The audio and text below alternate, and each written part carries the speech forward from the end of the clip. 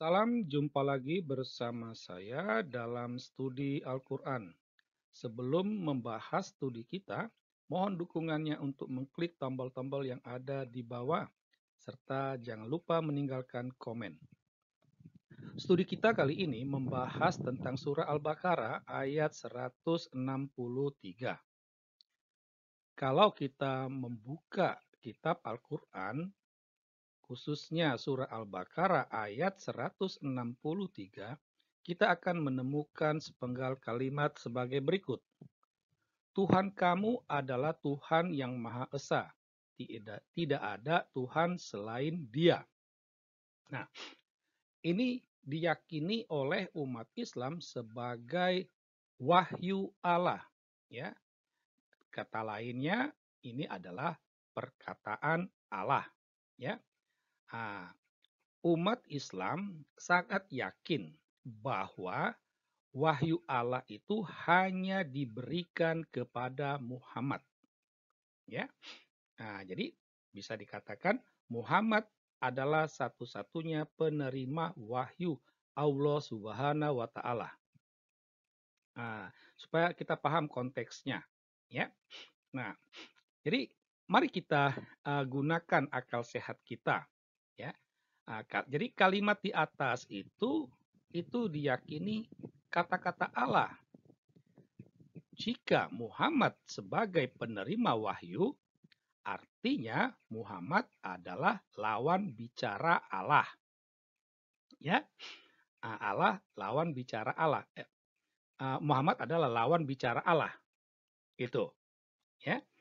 Jadi kalau kita gunakan logika kita, itu artinya waktu itu Allah ketemu dengan Muhammad nih.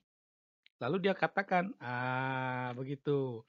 Ibaratnya saya bertemu dengan Anda, saya adalah Allah, Anda adalah Muhammad. Lalu saya katakan, hei Muhammad, Tuhan kamu adalah Tuhan yang Maha Esa. Tidak ada Tuhan selain Dia. Itu. Di sini tampak jelas, ya, jika kalimat ini, ya, diyakini sebagai perkataan Allah Subhanahu wa Ta'ala, maka dapat dikatakan Allah ada dua. Karena apa? Karena kata Dia yang merujuk, yang diartikan sebagai Allah, Tuhan yang Maha Esa, itu berbeda dengan Allah yang berbicara. Itu. Jadi bisa dikatakan Allah yang berbicara itu bukan Tuhan yang Maha Esa. Itu. Ya. Jadi nampak, ya.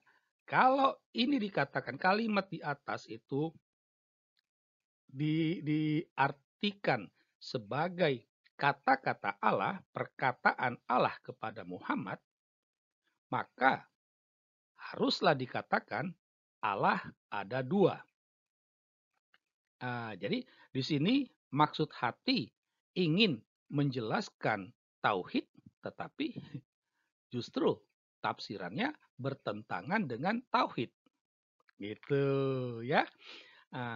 Namun ulama Islam menjelaskan bahwa, ya, kalimat di atas bukan disampaikan oleh Allah, tetapi oleh Jibril. Ini sejenis rasionalisasi, ya, sejenis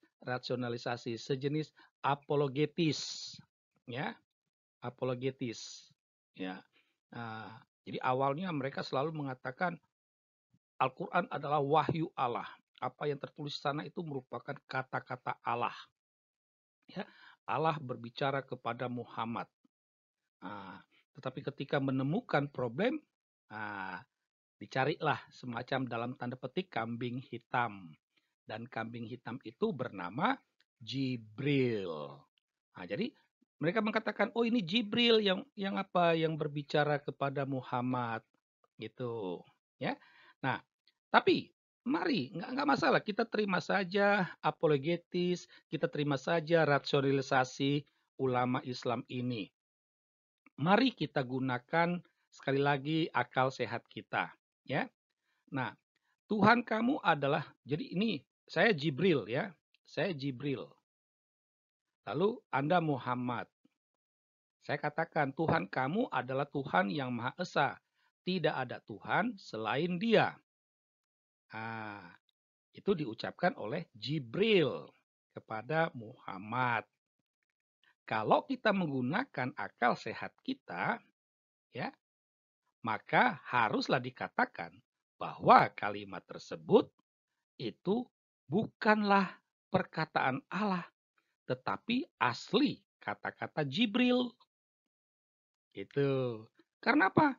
Karena kalau kalau kalimat di atas itu merupakan kata-kata Allah yang diucapkan, yang disampaikan oleh Jibril, seharusnya Jibril akan berkata, Muhammad, Tuhan bersabda.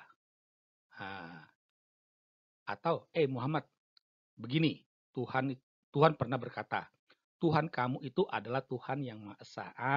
Seharusnya begitu. Ini langsung Jibril berkatakan Tuhan kamu adalah Tuhan yang Maha Esa. Itu berarti itu murni kata-kata Jibril, bukan kata-kata Allah yang diucapkan oleh Jibril. Ya, nampak berbeda ya kan? Nah, jadi nampak problem. Ya, sebenarnya ini wahyu Allah atau wahyu Jibril? Atau jangan-jangan kalimat itu ya merupakan perkataan Muhammad. Muhammad menyampaikan kata-katanya, kata-kata Muhammad sendiri sebenarnya yang menyampaikan itu kepada pengikutnya. Baru dikatakan, oh ini wahyu Allah. Nah, jadi nampak pengikutnya itu dibodoh-bodohi. Ya. Kata-kata Muhammad yang sebenarnya kata-kata Muhammad tetapi diletakkan di mulut Allah.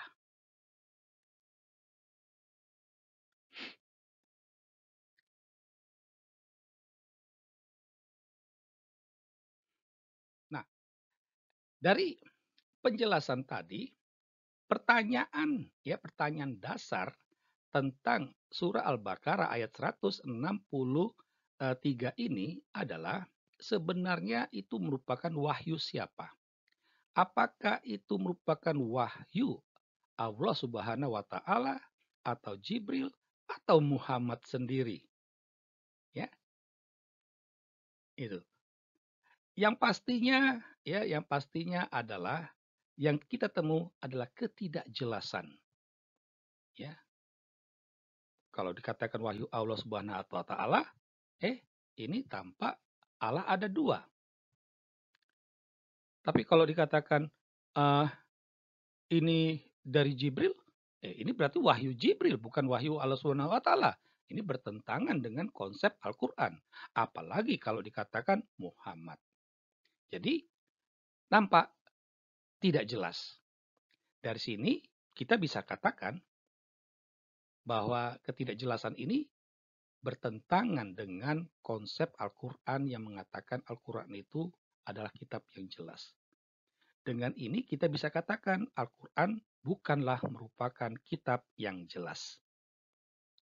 Demikianlah studi Al-Qur'an kita tentang surah Al-Baqarah ayat 163. Sekian dan terima kasih.